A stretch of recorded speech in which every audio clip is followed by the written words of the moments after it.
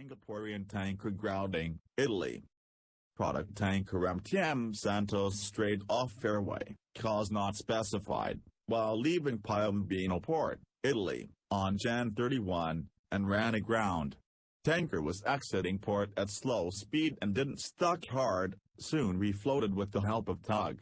She was taken back to port for inspection, which didn't find any damages. Tanker left Piombino late February 1, bound for Rio Grande, Brazil. Product tanker MTM SANTOS, IMO 9712606, DWT 22396, built 2015, flag Singapore, manager MTM Ship Management Pte Limited, EQUASIS.